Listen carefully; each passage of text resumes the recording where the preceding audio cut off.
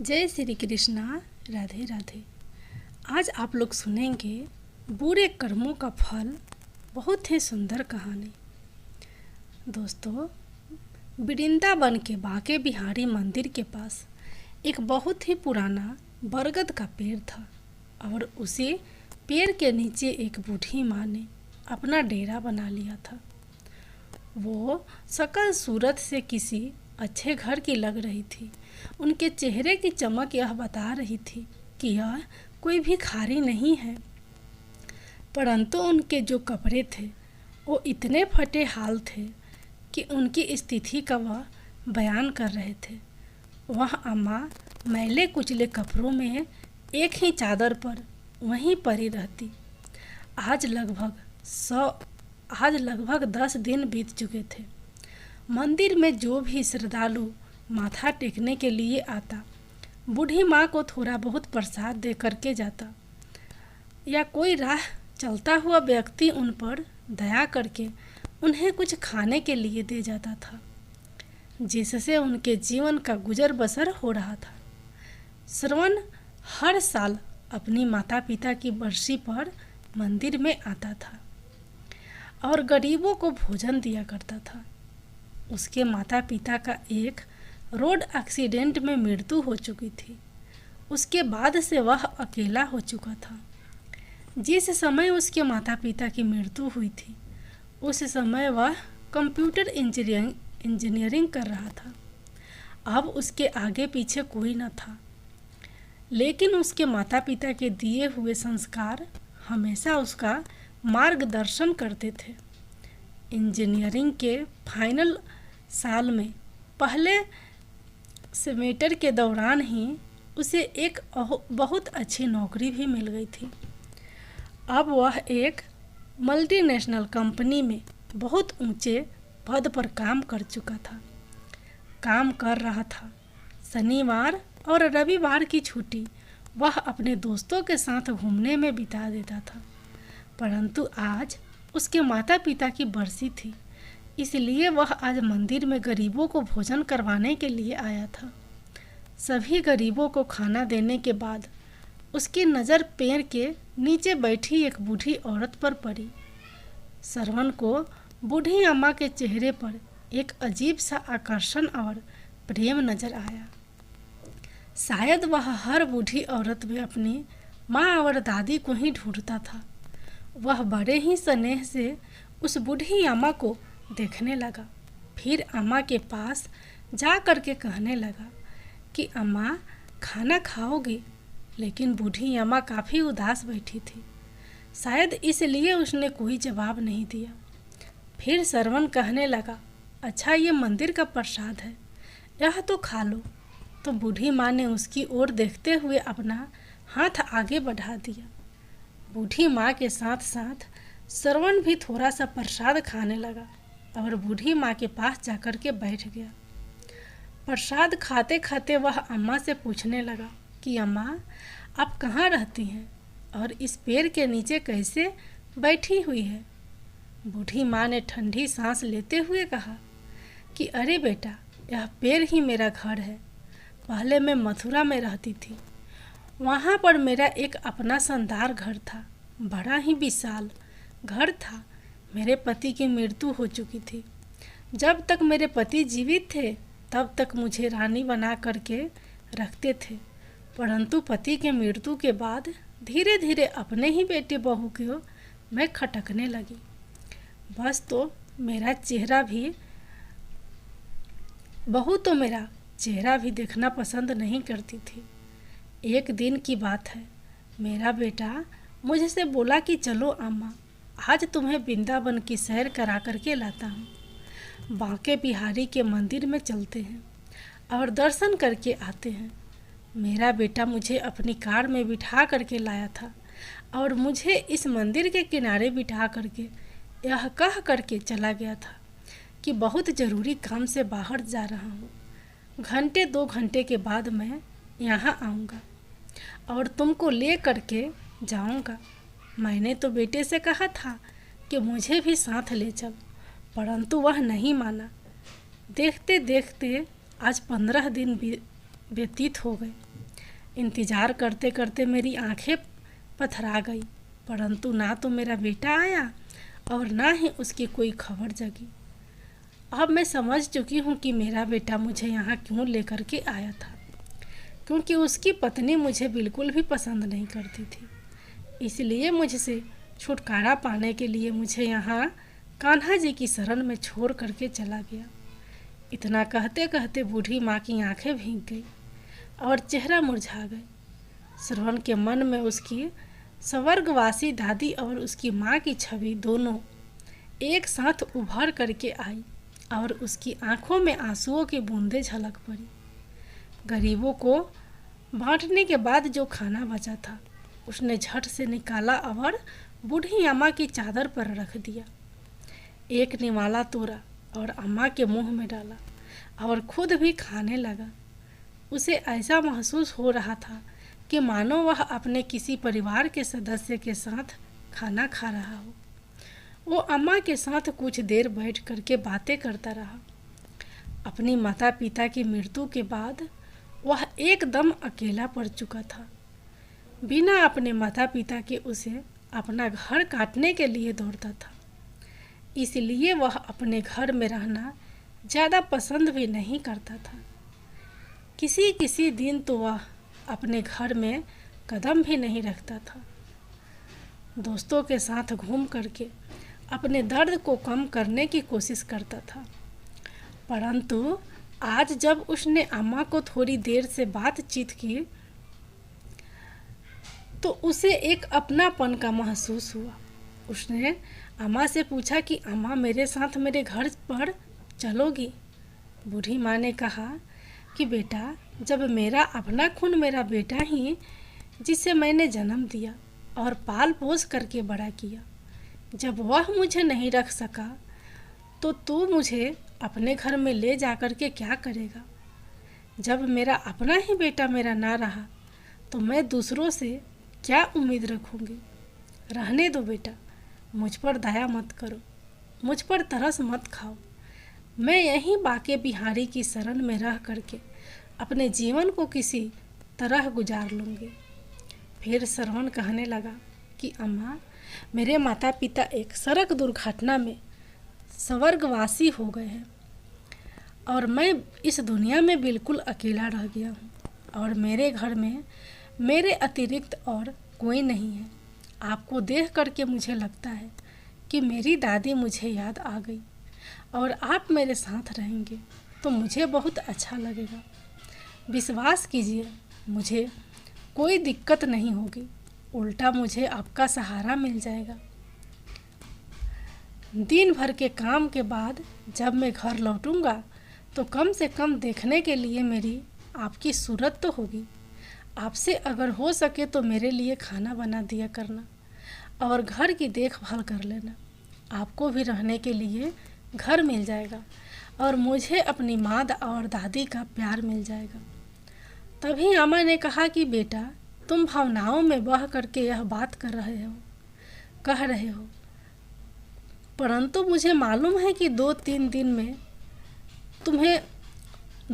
दिन में ही मैं तुम्हें बोझ लगने लगूंगा और फिर तुम भी मुझे घर से निकाल दोगे।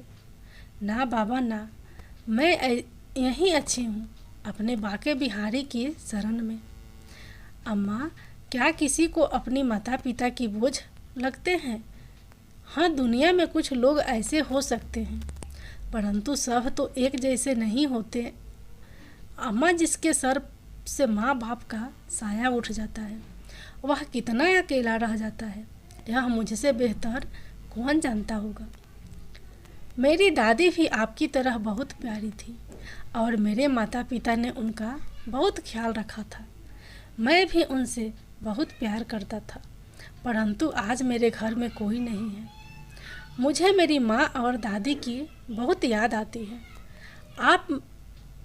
आप मुझे अपनी दादी की छवि नज़र आती हैं। आप में ही मुझे अपनी दादी की छवि नज़र आती है। मैं विश्वास दिलाता हूँ कि मैं आपको कभी भी बोझ नहीं समझूंगा। गहरी सांस लेते हुए श्रवण कहने लगा, तो अम्मा का भी गला अवरुद्ध हो गया और उसकी आंखों में आंसू निकल आए। अम्मा कुछ बोल ना सकी। सरवण ने कहा कि अम्मा का हाथ पकड़ा और कहने लगा कि चलो अम्मा, अब ज़्यादा मत सोचो, रात होने वाली है, अब आप अपने घर पर चलोगे। सरवण ने जैसे ही अम्मा का हाथ पकड़ा तो अम्मा ने उसके चेहरे की ओर देखा। सरवण की आंखों में अम्मा को सच्चाई नज़र आ रही थी। उसे लगा शायद कान्हा जी ने ही सरवण को उसके पास भेजा है। सरवण ने अम्मा को अपने कार में बिठाया और उसे अपने घर ले गया। इस घटना को 5 महीने बीत चुके थे। सरवण अब नियमित रूप से अपने घर को लौटता था और अम्मा उसके लिए खाना बना करके रखती थी, उसके आने का इंतज़ार करती थी। जब वह थक कर सोता था तो उसके सर पर प्यार से हाथ फेरती थी। सुबह सुबह सरवण के उठने से पहले ही अम्मा कन्हैया जी की पूजा किया करती थी और सरवण का नाश्ता बना करके रख देती थी। वह अम्मा को अपना घर मिल गया था और सरवण को अपनी दादी और माँ का सच्चा प्यार। दोनों एक साथ एक दूसरे का साथ पा करके बहुत प्रसन्न थे। उस रात सरवण काफ़ी देर से सोया और अगले दिन जब सुबह ऑफिस जाने का समय हुआ तब उनकी नींद पूरी नहीं हुई थी। अचानक सरवण ने अपने माथे पर ठंडी उंगलियों का स्पर्श महसूस किया। उसे ऐसा मालूम हो रहा था कि उसकी माँ उसे बड़े प्यार से जगा रही है। दोबारा जब वही स्पर्श उसने अपने चेहरे पर महसूस किया तो वह नींद से जाग गया। उसने आंखें खोली तो सामने देखा कि अम्मा पूजा करने के बाद खुशबू भरे हाथ उसके माथे पर और बालों को सहला रही थी, जैसे उसकी माँ हमेशा उसके साथ किया करती थी। सरवण ने अम्मा का हाथ अपने हाथों में लेकर के अपने होठों से चूमा और वापस उस हाथ को अपने माथे पर रख दिया और बोला, अम्मा, आपका आशीर्वाद मुझे जीवन भर के लिए चाहिए। अम्मा ने आंखें बंद करके कान्हा को धन्यवाद किया कि उन्होंने उसे सरवण जैसे बेटे से मिलवाया और फिर बोली, बेटा, ऑफिस जाने का समय हो गया है। सरवण ने कहा कि अम्मा, मैंने अपने दोस्तों के साथ मिल करके एक बहुत छोटी सी फैक्ट्री खोलने का फैसला किया है। आज मैं ऑफिस नहीं जाऊंगा, बस इस फैक्ट्री की शुरुआत करनी है। आज करीब 12 बजे हमें फैक्ट्री की पूजा करेंगे और वह पूजा आपके ही हाथों से संपन्न होगी। आप तैयार रहना। यह सुन करके अम्मा बहुत प्रसन्न हुई और कहने लगी कि तुमने बिल्कुल सही फैसला लिया है।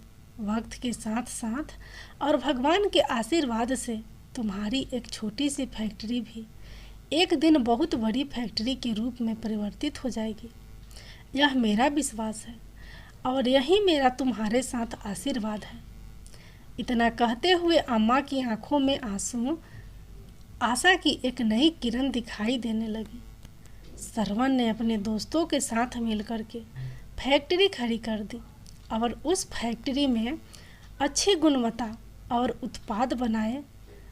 उन सभी की मेहनत के कारण फैक्ट्री की बड़ी ही तेजी से प्रगति हो रही थी। सरवण अब एक और नई फैक्ट्री शुरू करने का विचार कर रहा था, जिस कारण वह और भी ज़्यादा व्यस्त होता जा रहा था। एक दिन अम्मा बोली, बेटा, तुम तो अपने जीवन में बहुत ज़्यादा व्यस्त रहते हो, परंतु यह बात याद रखो कि केवल काम ही जीवन का उद्देश्य नहीं होता है। तुम्हें काम के लिए भी एक सहारे की ज़रूरत है। क्यों ना एक अच्छी सी लड़की को ढूंढ करके तुम्हारी शादी कर दी जाए। अम्मा की बात को सुन करके सरवण को भी उचित लगी। सरवण कहने लगा कि अरे हाँ अम्मा, अपनी ज़िंदगी में मैं इतना खो गया कि इसके बारे में कभी बात करने का समय ही नहीं मिल सका। मेरी निगाह में एक लड़की है जिसका नाम सरिता, जो मुझे बेहद पसंद है। लेकिन मैंने उससे कभी बात नहीं की। सरिता श्रवण की माँ की सहेली की बेटी है, जो पढ़ाई पूरी करने के बाद इस शहर में नौकरी कर रही थी। श्रवण की उसकी मुलाकात कभी कभार हो जाती थी। श्रवण को सरिता का स्वभाव और बातचीत करने का तरीका बहुत अच्छा लगता था। अम्मा श्रवण के साथ सरिता के घर गई और उसके माता पिता से बातचीत की। वह श्रवण और सरिता की शादी का प्रस्ताव दिया। सरिता के पिता ने तुरंत हामी भर दी। बस फिर क्या था, कुछ ही दिनों में श्रवण सरिता को दुल्हन बना करके अपने घर को ले गया। सरिता अम्मा के गुणों और उनके स्नेह से बहुत प्रभावित हुई। जितना प्यार श्रवण अम्मा से करती, उससे कई ज़्यादा लगाव सरिता का अब अम्मा से हो चुका था। सरिता हमेशा सोचती, ना जाने अम्मा उसके दिल की हर बात को कैसे पहचान लेती है और कैसे उसकी हर चाहत को उसके बिना कहे उसे पूरा कर देती है। समय बीतने लगा और श्रवण के घर 2 जुड़वा बच्चे ने जन्म ले लिया, एक बेटा और एक बेटी। श्रवण का घर तो खुशियों से भर उठा था। अम्मा जी अब सही मायने में दादी बन चुकी थी। अब उनकी मुख्य जिम्मेदारी श्रवण और सरिता नहीं, बल्कि अम्मा के पोता और पोती हो गए थे। अब अम्मा का बिस्तर अपने पोता और पोती के कमरे में लगा दिया गया, ताकि वह दोनों अम्मा के स्नेह की छांव में रहें और उनके संस्कारों के साथ पले बढ़े।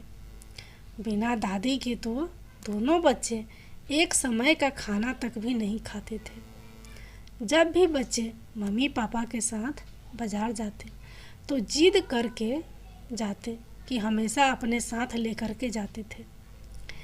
सरिता और श्रवण भी दोनों बच्चों की जिम्मेदारी अम्मा को दे करके बिल्कुल बेफिक्र हो चुकी थी। सरिता अपने पति के साथ उनके कामों में पूरी मदद करती थी। श्रवण को भी सरिता के रूप में बहुत अच्छी पत्नी मिल चुकी थी, जिस कारण उसकी फैक्ट्री अब नई ऊंचाइयों को छू रही थी। उसकी फैक्ट्री की शाखाएं अब देश के अलग अलग शहरों में स्थापित हो चुकी थी, जिनमें हजारों कर्मचारी काम करते थे। उधर अम्मा का बेटा जो निशांत था, जो अम्मा को दर दर की ठोकरें खाने के लिए छोड़ करके चला गया था, वह रह रह करके अपराध भज से ग्रसित हो रहा था। अपनी निष्पाप और निप अपराध का माँ के साथ किया गया व्यवहार उसे पल भर चैन से सोने नहीं देता था, ना ही बैठने देता था। समय के साथ उसका अपराध बोध बढ़ता जा रहा था। अपने घर के झगड़ों से दुखी होकर के अपनी पत्नी के साथ सुखी जीवन जीने की चाह में उसने माँ का त्याग कर दिया था। परंतु उस दिन के बाद उसका अनंतः मन हाहाकार कर रहा था, जिसे वह किसी से भी कह भी नहीं सकता था। अब उसके घर में केवल उसकी पत्नी का ही एक छत्र राज था। अब वह अपनी मर्जी के अनुसार खर्च करती थी और दुकान से मनमर्जी पैसा निकालती थी। परंतु व्यवसाय से लगातार पैसा निकालने के कारण उसका जमाया धंधा बिल्कुल चौपट हो चुका था, जो उसके पिता ने खड़ा किया था। आखिर में उसे दुकान बंद करनी पड़ी। दुकान बंद करने के बाद कुछ दिन की बहुत कठिनाई में गुजरे। अब निशांत और उसकी पत्नी को आटे दाल का भाव मालूम पड़ने लगा। फिजूल खर्ची तो दूर की बात थी, अब उनके पास घर खर्च का और बच्चों की आवश्यकता ही पूरी करने के लिए पैसा नहीं था। निशांत का एक मित्र था, जिसकी एक बड़ी कंपनी में जो कार्यरत था। उसने अपनी सिफारिश पर उसकी नौकरी अपनी कंपनी में लगवा दी थी और इस तरह निशांत के जीवन की गाड़ी थोड़ी थोड़ी चलने लगी। निशांत अब कंपनी में बहुत मन लगा करके काम कर रहा था, जिस कारण से उसे फैक्ट्री में बहुत मान सम्मान मिलने लगा। अब वह फैक्ट्री का एक महत्वपूर्ण कर्मचारी बन चुका था। निशांत की कंपनी में स्थापना दिवस पर वार्षिक महोत्सव मनाया जाना था। सभी कर्मचारियों को उनकी काबिलियत के अनुसार पर पुरस्कार का वितरण किया जाना था। निशांत को भी अपनी मेहनत और योग्यता के आधार पर पुरस्कार दिया जाना था, जो कि उसकी कंपनी के मालिक के द्वारा दिया जाना था। नियति तिथि पर पुरस्कार वितरण समारोह शुरू हुआ और यह पहली बार था जब कंपनी के मालिक ने अपने सभी कर्मचारियों से रूबरू हो रहा था।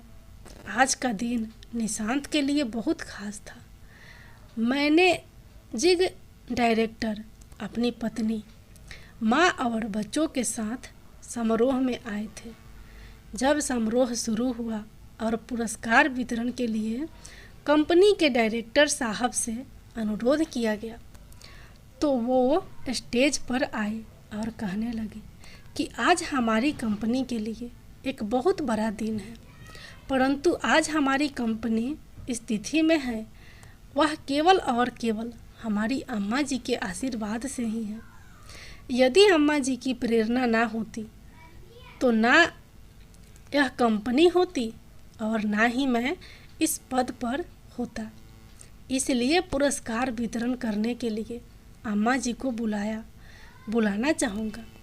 अम्मा जी की कृपा, आप स्टेज पर आइए और अपने हाथों से सभी योग्य कर्मचारियों को पुरस्कार वितरित कीजिए। श्रवण के बुलाने पर अम्मा स्टेज पर पहुंची और उनकी आंखों से अश्रुधारा बह निकली। कर्मचारियों के नाम पर अनाउंसमेंट किया गया और अम्मा उन्हें एक एक करके पुरस्कार देती रही। तभी एक नाम का अनाउंसमेंट हुआ, जिसे सुन करके अम्मा जी के चेहरे पर ना जाने कितने भाव एक साथ आ गए। निशांत मिश्रा। सामने से आने वाला व्यक्ति भी कुछ जाना पहचाना लग रहा था। अम्मा ने ध्यान से देखा तो सचमुच में उनका बेटा था निशांत मिश्रा, जो उन्हें तीर्थ यात्रा का साझा दे करके बड़ी ही बेदर्दी के साथ छोड़ करके चला गया था, जिसे उसके बाद उसकी माँ का ख्याल तक नहीं आया। अम्मा सोचने लगी कि अब तक तो शायद मैं तड़प तड़प कर मर चुकी होती यदि मेरा बेटा श्रवण मुझे ना ले जाता। प्यार और नफरत के भाव एक साथ अम्मा के चेहरे पर उभर आए। अम्मा को ऐसा महसूस हुआ कि जैसे दुनिया बड़ी तेजी से घूम रही है।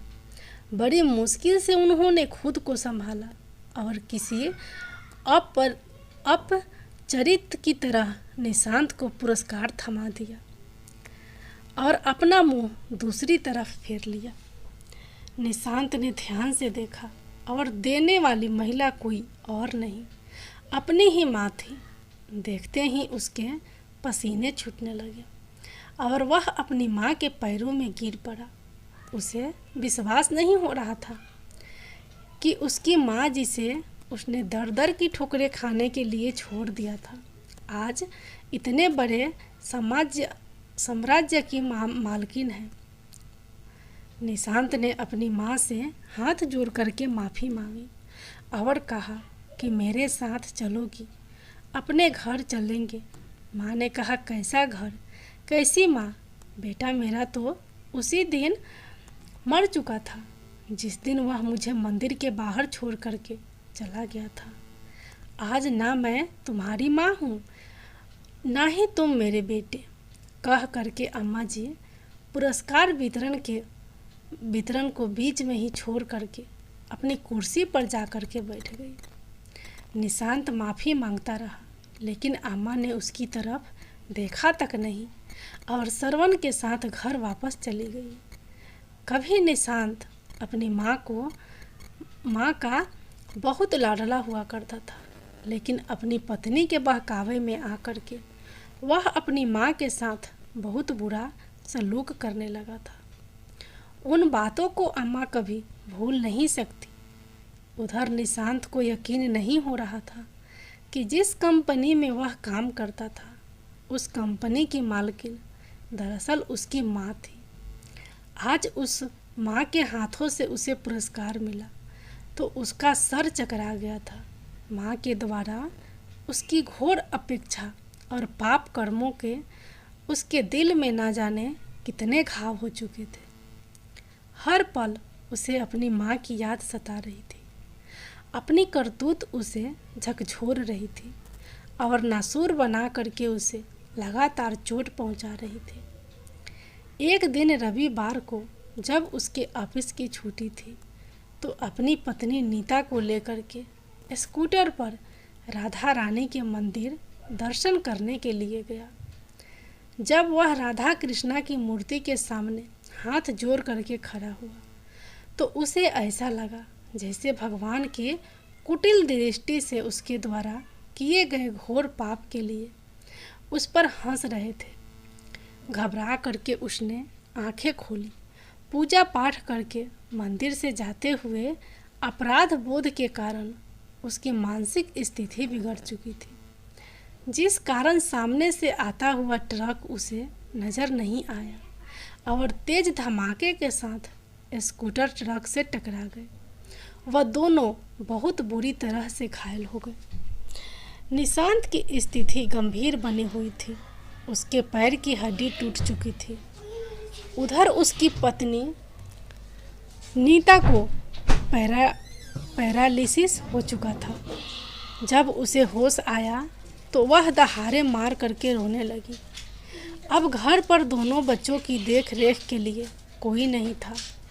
नीता के मायके से उसके भाई भाभी उसका पता करने के लिए आए, परंतु थोड़ी देर हाल चाल पूछ करके वे दोनों वापस चले गए। निशांत के दोस्त ने सारी घटनाएं जानकारी कंपनी के मालिक श्रवण को दी। जब श्रवण फ़ोन पर उसे बात कर रहा था तो अम्मा वहीं बैठ करके उसके साथ चाय नाश्ता कर रही थी। निशांत मिश्रा का नाम सुन करके अम्मा चौंक उठी। उसने श्रवण से पूछा कि क्या हुआ बेटा, किसके बारे में बातें हो रही थी? तो श्रवण ने सारा हाल कह सुनाया था कि उसकी कंपनी में एक कर्मचारी निशांत मिश्रा का एक्सीडेंट हो गया है और वह गंभीर रूप से घायल हो गया। यह सुन करके अम्मा रोने लगी। श्रवण ने जब अम्मा से उसके रोने का कारण पूछा तो अम्मा ने सारी बात कह सुनाई। तब श्रवण ने कहा कि अम्मा, कर्मों का फल तो सबको भोगना पड़ता है। उसने जैसे कर्म किए थे उसे फल तो मिलना ही था, लेकिन अम्मा का दिल अंदर ही अंदर अपने बच्चों के लिए तड़प रहा था। उसके बेटा बहू लाचार होकर के बिस्तर पर पड़े थे। इसलिए अम्मा ने कहा कि मैं थोड़ा समय अपने बेटे और बहू के पास जाना चाहती हूँ। कुछ दिनों के बाद वापस आ जाऊँगी। श्रवण ने हामी भर दी और अम्मा को बहुत से पैसे दे करके उनके बेटे और बहू के पास छोड़ आया। अम्मा ने अपने बेटे और बहू को एक अच्छे से अस्पताल में भर्ती करवाया, जहां उनका पूरा ध्यान रखा जाने लगा और बच्चों को संभाला और साथ साथ उनकी दुकान को भी फिर से खड़ा किया। जो पैसे श्रवण ने दिए थे उन पैसों को अम्मा ने अपने बेटे बहू की गृहस्थी संभालने में लगाया। हर कदम पर श्रवण ने अम्मा की पूरी मदद की। एक और तो निशांत की तबीयत अब कुछ सुधरने लगी थी।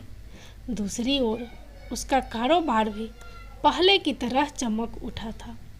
उसकी गृहस्थी को कुछ ही समय में अम्मा ने व्यवस्थित कर दिया।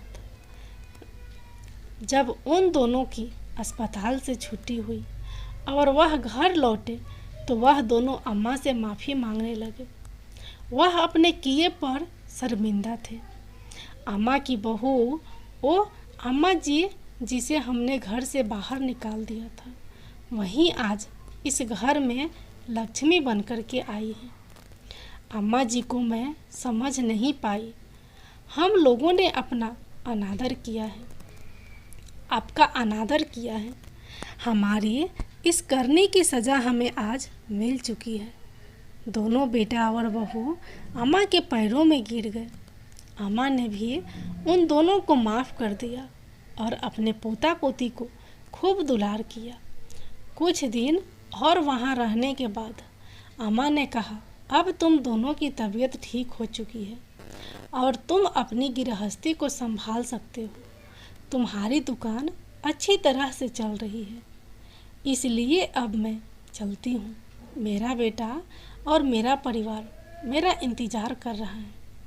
यह कह करके अम्मा ने अपना बैग तैयार कर लिया। बेटा बहू ने बड़ी कोशिश की कि अम्मा वहीं रुक जाए, लेकिन अम्मा ने कहा कि मेरा बेटा श्रवण मुझ पर जान छिड़कता है, अब वहीं मेरा बेटा है, इसलिए अब मुझे जाना ही होगा। बाहर श्रवण अम्मा को लेने के लिए पहले ही गाड़ी लेकर के आ चुका था। उन दोनों ने बहुत मनाया, परंतु अम्मा किसी भी कीमत पर वहाँ नहीं रुकी और वह श्रवण के पास चली गई।